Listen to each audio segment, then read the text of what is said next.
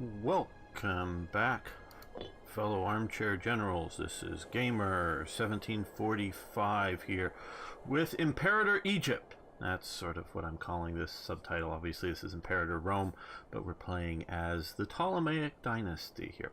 Now, we're going to get into that in just a moment. And this is going to be a deep dive episode. So, if you're looking for gameplay, I'm not absolutely sure there's going to be any in this episode, but look, if you want to just skip ahead, look for this square to disappear, and that will be an indication if there's going to be gameplay. So you can skip ahead if you don't want to listen to me talk about ancient history and mysteries and controversial subjects and taboos and other things going on with the Ptolemies. Okay, and I do have some Wikipedia pages sort of set to go, and we'll get into reading some of those. And I sort of wanted to address this in the first episode, but because this is a gameplay series, because this is a new game, people wanted to see gameplay, I really resisted the urge of going too deep into it. But we have to look at some important elements. Remember I was talking about how Alexander died approximately 19 years before the start of this. Now this is some years later now. He's died. He dies in Babylon. He's sick before he dies, so he's able to communicate, meaning it wasn't some instant death. He wants to be buried in Siwa, where he had gone out to here, the oracle out in Siwa.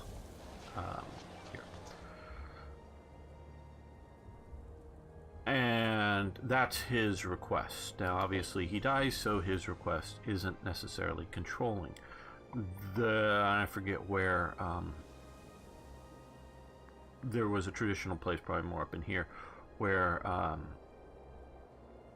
the Macedonian kings were buried. They found it. I believe they have good evidence. They know who for the grave of Philip II, because of he was known to have lost an eye and a wound on the skull that has a corresponding, like a sword cut above or around the eye or something like that. So they're pretty sure that they found his grave along and possibly identified some of the other graves of the family. And that's where they want to take him. And I'm working, I will get to Wikipedia on some of this, but working on some of this off memory. I think it's almost a year or two later that they're finally starting to move the body back to Macedonia.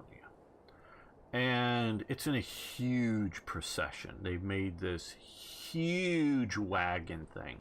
And I mean, it's like as big as like a modern house kind of thing. It's a huge funeral procession thing. They aren't going cheap. This isn't some, hey, it's big enough to hold a coffin or even 4 coffins. No, this is a big, huge thing they're moving across, across through here. Well, Ptolemy, who has already been acknowledged as the satrap of Egypt,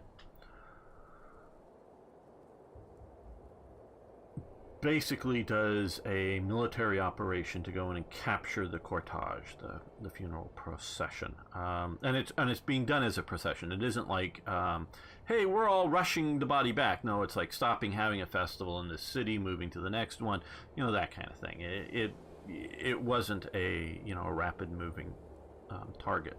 So he's moves up his army and grabs the body and the basic accoutrements with him, some his armor stuff.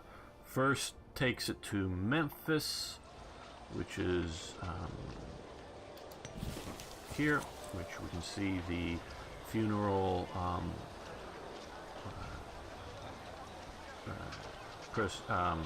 pyramids and such, down here in ancient Egypt, and buries it in a a tomb. I mean, we think of burying as, digging up earth. No, puts it in an underground tomb that has, doors and seals up.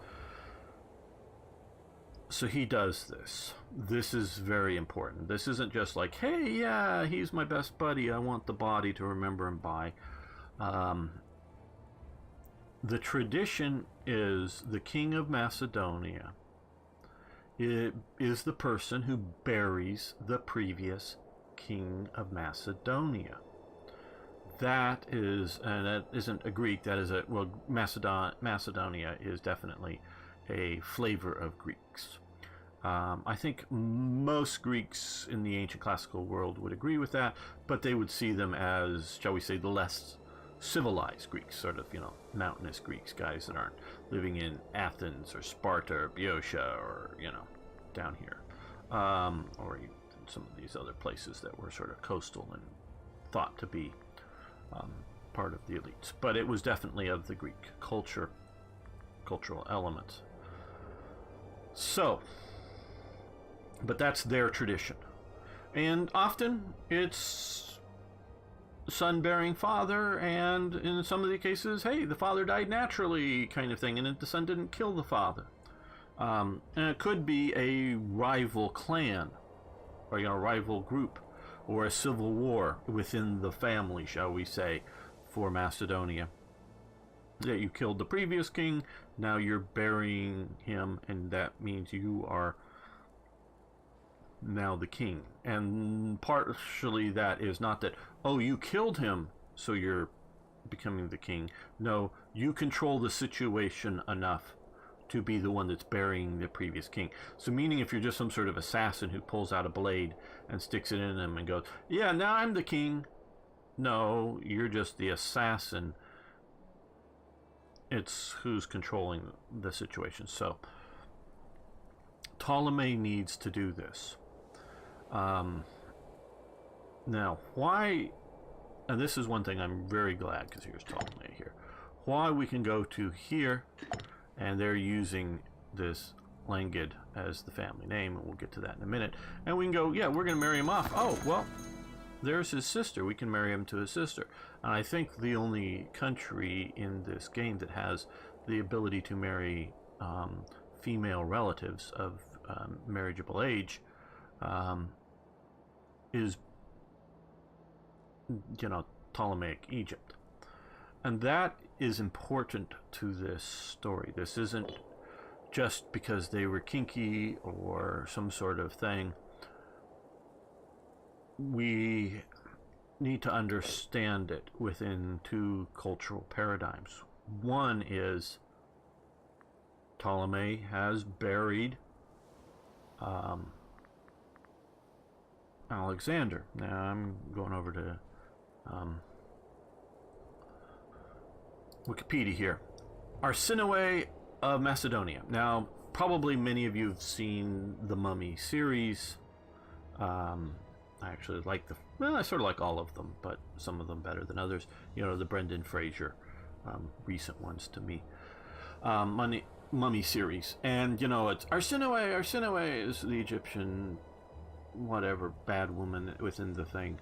Arsinoe is a Greek name, would not have been used in ancient Egypt. And that's really ancient Egypt, not just classical Egypt. This is sort of, Egypt of the classical world.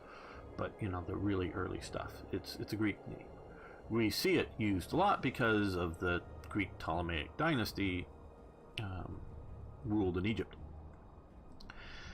His mother is titled here Arsinoe of Macedon. And so my understanding is that she is a high status woman. And they're calling her a Macedonian no, that's, I'm sure should be scamming. She is high status. I don't know if she would quite be considered a noble woman.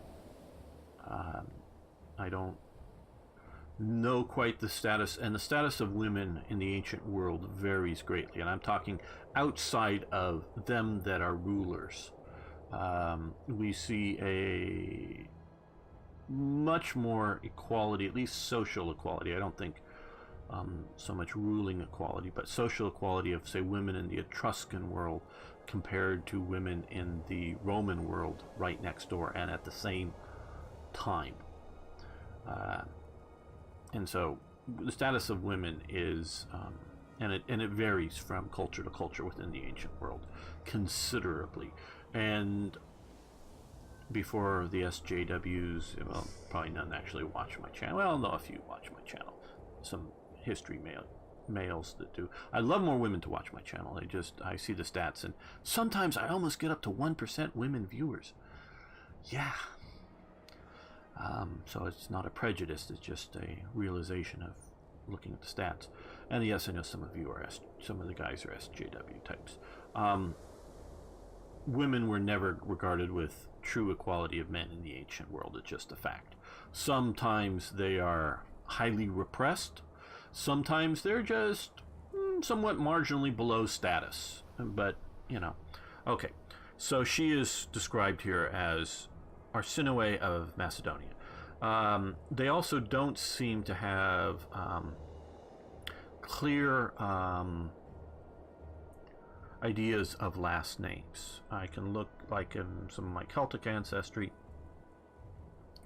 Oh, he's Walter FitzAlan. As well, what that means is Walter Fitz, son of Alan. And then so his son would be Fitz Walter. And eventually at some point that sort of gets locked in, the Fitz something else, and then that ends up becoming a family name at some point. But family names are not, you know, as in last names or groups, are not well locked in, it appears, for Macedonia or Greece. Again, I can't speak to every culture, or even maybe most cultures. I don't. A lot of the classes that I took on the ancient world focused more on Rome, and even then, I'm not sure on all the details, of course. But so I don't know in detail right off, and I know I've read some articles, and there's a really good website, and I'm not using it right now, that goes into, cites every reference, every source on the lineages of the Ptolemaic dynasties and families. But we're keeping it sort of surface without going into too much detail. But to read here, Arsinoe was originally a concubine of Philip II, king of Macedon. That is the father of Alexander the Great. It is said she was given by Philip to Langus, a Macedonian nobleman, while she was pregnant with Ptolemy the First Soter. It is believed that it is possible that this is a myth fabricated to glorify the Ptolemaic dynasty. Yeah, it's possible. To go to Ptolemy the First Soter's Wikipedia page, parents: Langus or Philip of Macedon, father; Arsinoe, mother. So, yeah, we can't trust things just because it's written on Wikipedia, but that doesn't mean that it's wrong. Now, Ptolemy has at least one brother who is presumably, because they didn't have genetic testing or whatever for paternity, but is presumably a son of Langus, his mother's husband. So, you know, and from that time period. So I firmly believe, because of the status of this woman and such, and that, and you have to realize, Ptolemy is raised in a group of, I think, less than 20 male children that, at least for a time, is educated by Aristotle. And the sort of main reason for this group of children to be educated, be in this group, is that Alexander, this is sort of Alexander's boyhood class. And it's not like you go to school, it's sort of, you know, I mean, the kids like went home at night or whatever, I presume. I don't think this was quite the Spartan, people going into the barracks. But it's sort of it's not like a specific schoolhouse. It's more like go and get taught by Aristotle philosophy or governance or math, and then go get writing lessons, and then go learn how to use the sword, and then it's boyhood training in a group of children, all of a similar age, some a little older, some a little younger, to Alexander. This is how Ptolemy grows up. So you wouldn't have a son of what we would maybe call a whore, or even just a low status woman as part of this. His mother was of significant status, who is very much thought to have been in a relationship, whether that's exclusive or not, but probably since he was the king of Macedon at the time, Philip II. So now, because he's never acknowledged publicly as Philip's child, because there is no marriage, and as I said in the earlier thing, Alexander the Great has an elder brother who's from an earlier marriage. Ptolemy doesn't look to be a threat to Alexander the Great. It's definitely an illegitimate birth. I think it was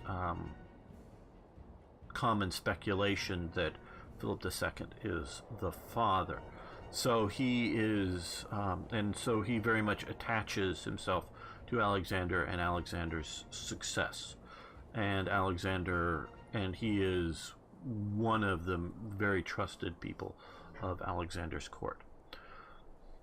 So you have the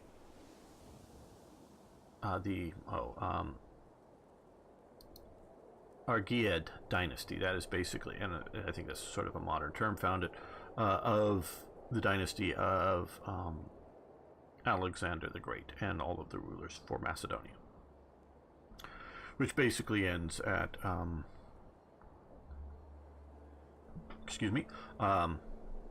the death of either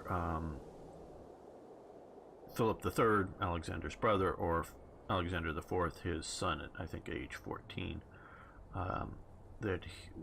It ends there in the sort of historical thing, the historical basic record as kings and rulers in Macedonia for that dynasty.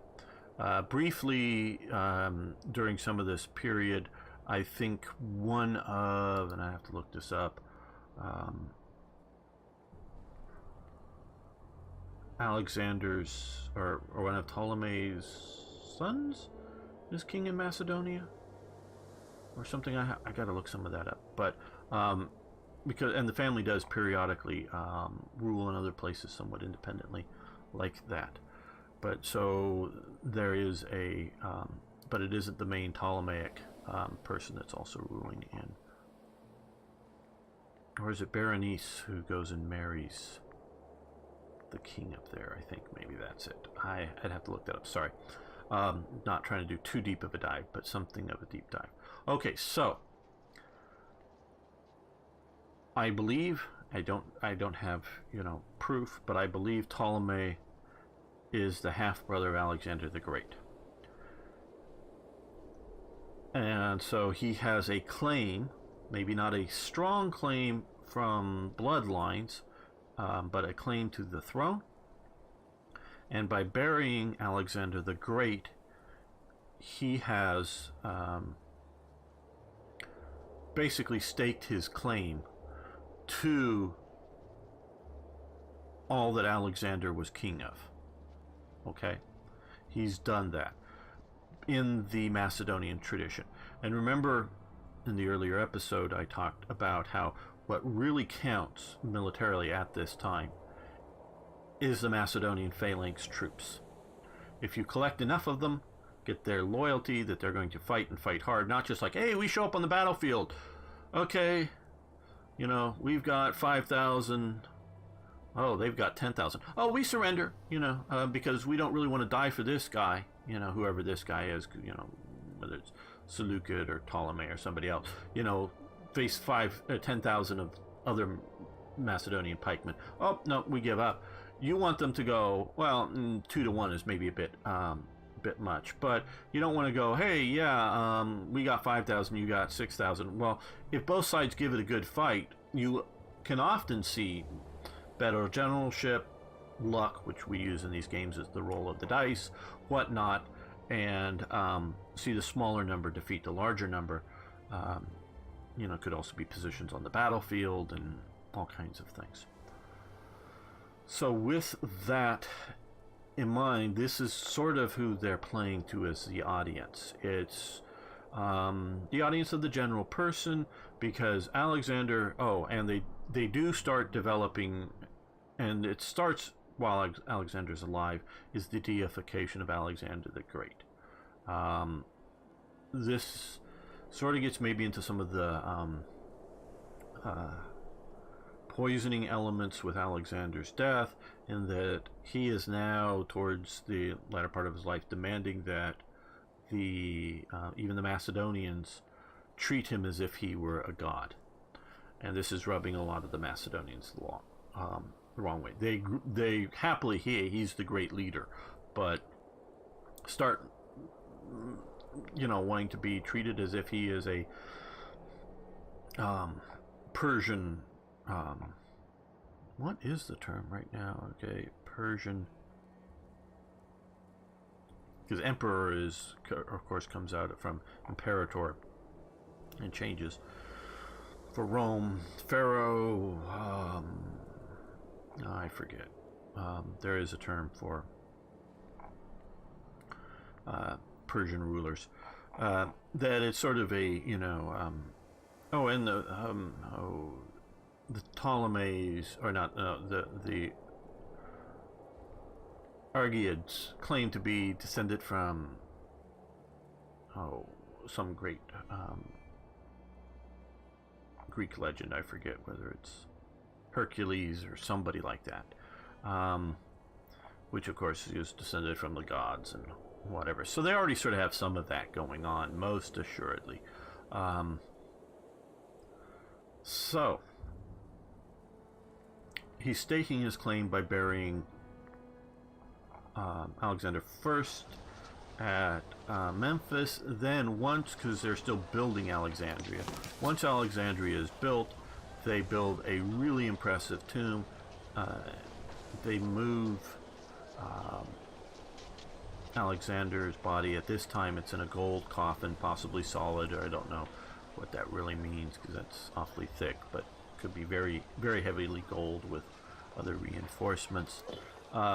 Move it up there later.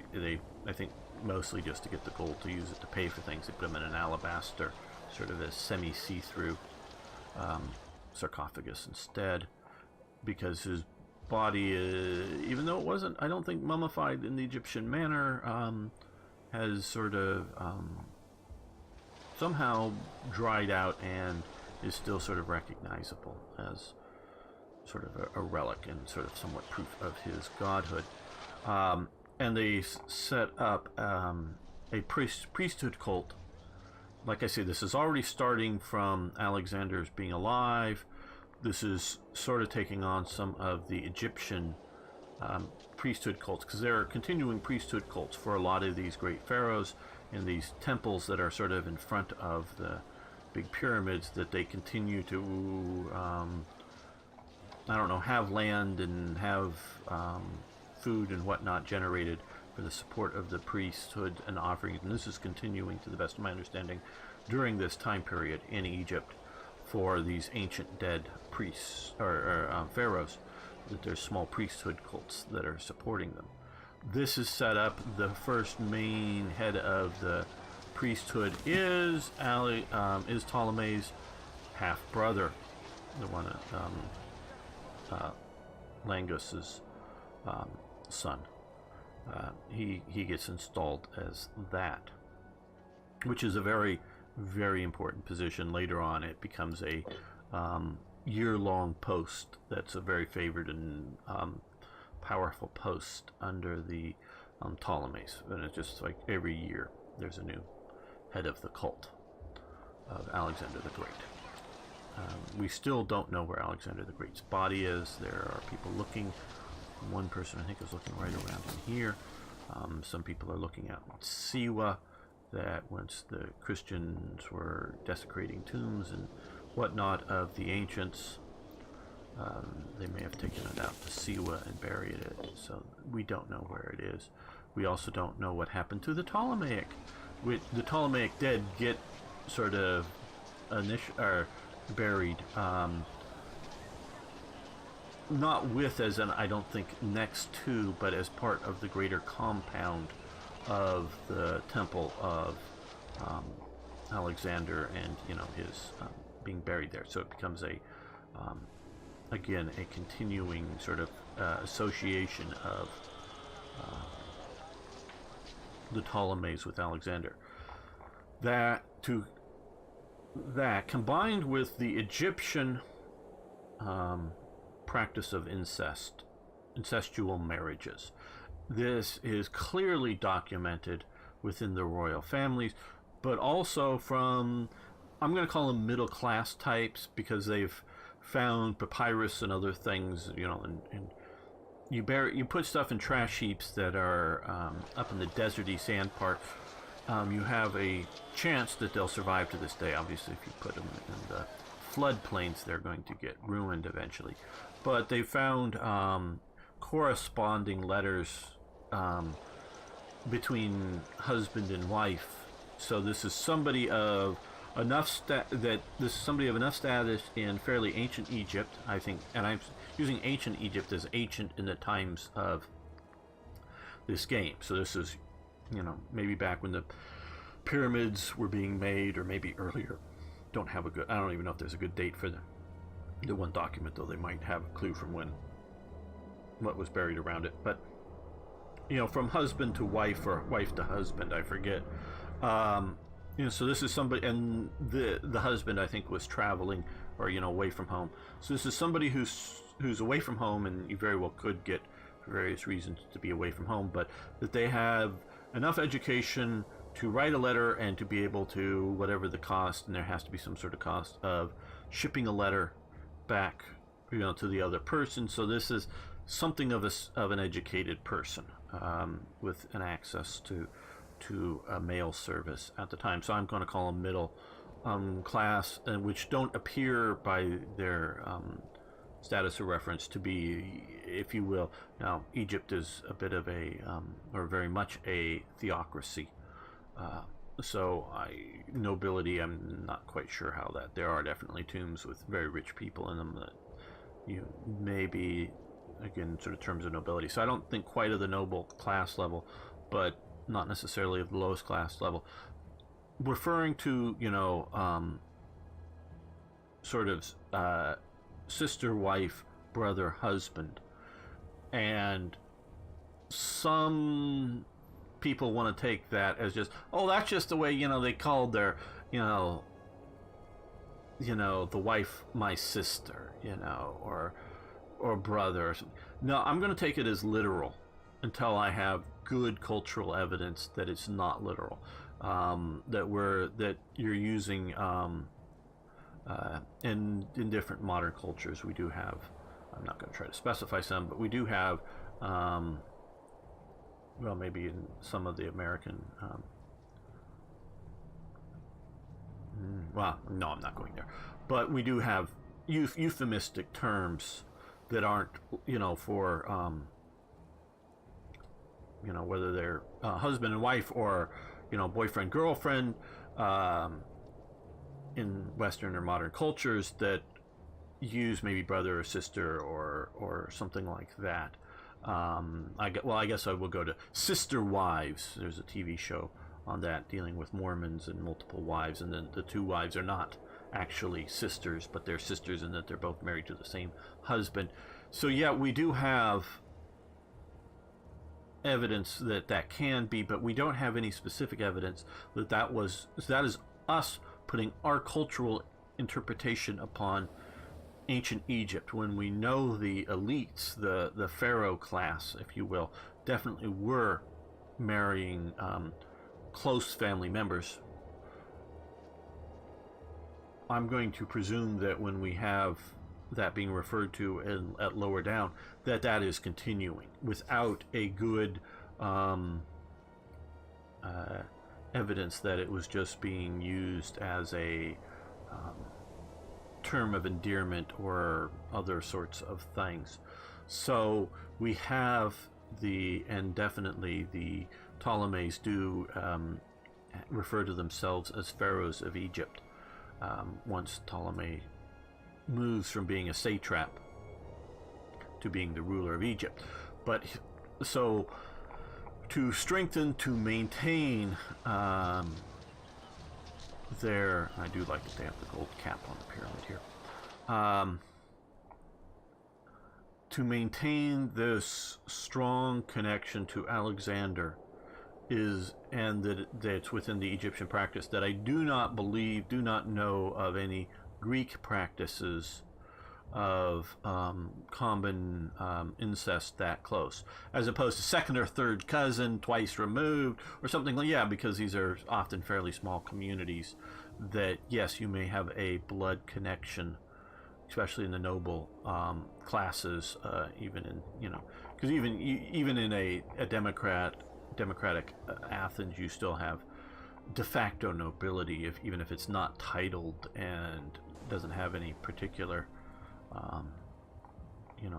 special things to being the ruler. But you know what I mean. We're developing more and more of a noble class in America, again without specific titles. So and so that you're going to find that you're marrying, you can easily find that you're marrying somebody that you're related to, but not that you grew up in the same household and are your first cousins. We're talking somewhat distantly related. Absolutely, that I'm pretty sure does go on within the Greek culture. But this sort of close marriage situation within the Greek culture is sort of unique to the Ptolemies, and I think it's coming out of Egypt. So that Egypt is influencing this situation. So my opinion of what Ptolemy is doing is he is laying claims to everything, and I'm just zooming out here, that Alexander once controlled, which would be the Persian Empire, which would be Macedonia, which would be Egypt, and all of that. And so the Egyptians saw Alexander as a liberator from Persian oversight. They saw his respect going out to Siwa and similar things, so he wants to associate himself with that in the Egyptian eyes to gain more legitimacy, because their previous rulers down here didn't have very great legitimacy. And while at least within the confines of Alexandria and similar places, you keep seeing statuary that is very Greek in origin. If you look at some of the statuary for the Ptolemaic dynasty that are found in places like Cyprus and they for a while ruled down in here, it's all very Greek. And their coins, even the coins generally used, are all generally done in the Greek context. But then you can find statuary outside of sort of that in Egypt that's clearly Ptolemy and other dynasty members that are very much done in the Egyptian fashion, both as in the very rigid pose, very rigid styles, as opposed to the Greek very naturalistic looking styles of human depiction, as well as depictions of clothing and accoutrements. So I suspect the Ptolemies, when coming to places like Memphis for the public parts of their thing, very well may have dressed in Egyptian styles for the elites. To the best of our understanding, only the sort of last actual ruler of Egypt of the Ptolemaic dynasty, that last Cleopatra the 7th. That's how many Cleopatras there were. Well, it's actually Cleopatra the 8th, but she ruled somewhere over here. That was basically the daughter of Cleopatra that the Romans captured and then marry her off to somebody out here. And they have some children. So the dynasty sort of continues, but outside of Egypt. and that's Cleopatra the Eighth. But Cleopatra the Seventh, the famous one, she is the first one supposedly to actually learn to speak Egyptian, and so that she could converse in Egyptian to the people. People make a lot of that. It is, to the best of our knowledge, the Ptolemies only married Greeks and mostly married each other. Now I say that because I think it was on Cyprus, or maybe, yeah, Cyprus. They dug up or somewhere, they dug up a woman that was buried, and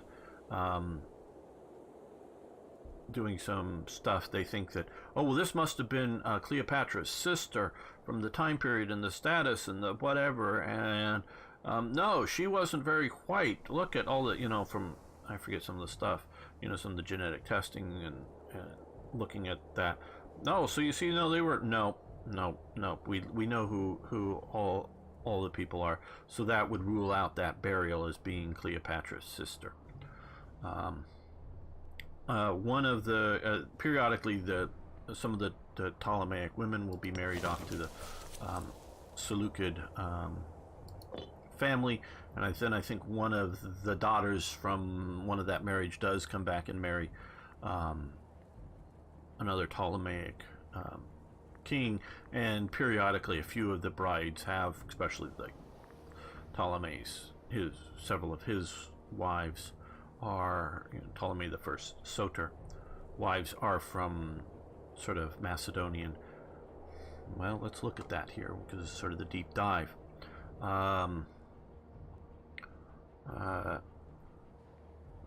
Berenice. I'm not getting that right now. Where I was looking for the link here on that.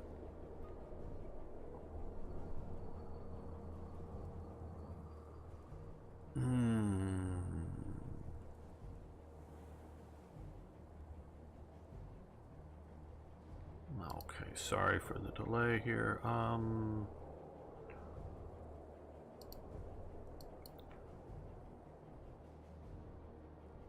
And this sort of comes into some of this importance that they're playing on all of this. That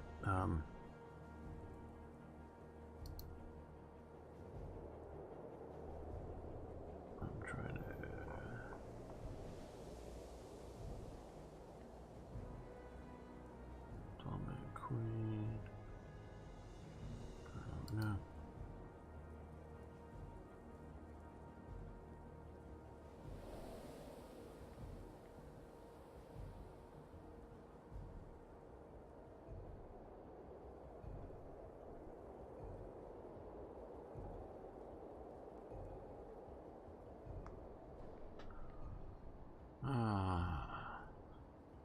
Sorry because I'm trying to look for a link to the person here on.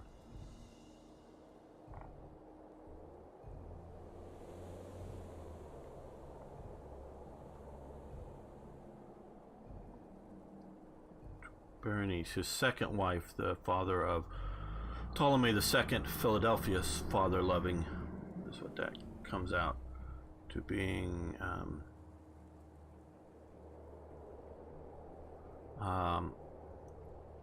Berenice is, I can't find it here quickly, but is related to some of the hierarchies within the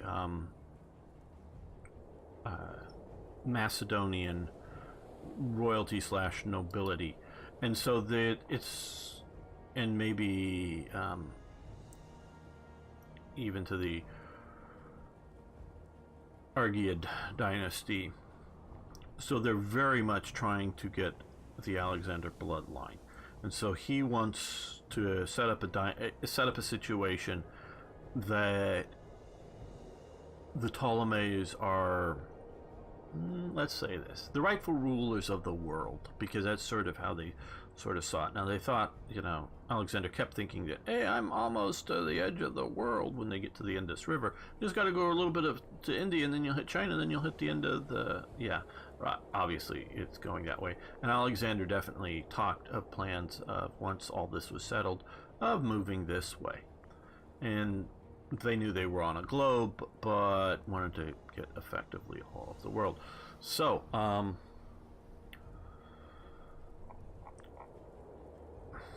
I don't know if I have any more points to make on this, and I think I'm going to keep this as just a deep dive into it. So this is the importance of marriage within the family, of trying to shore up the preception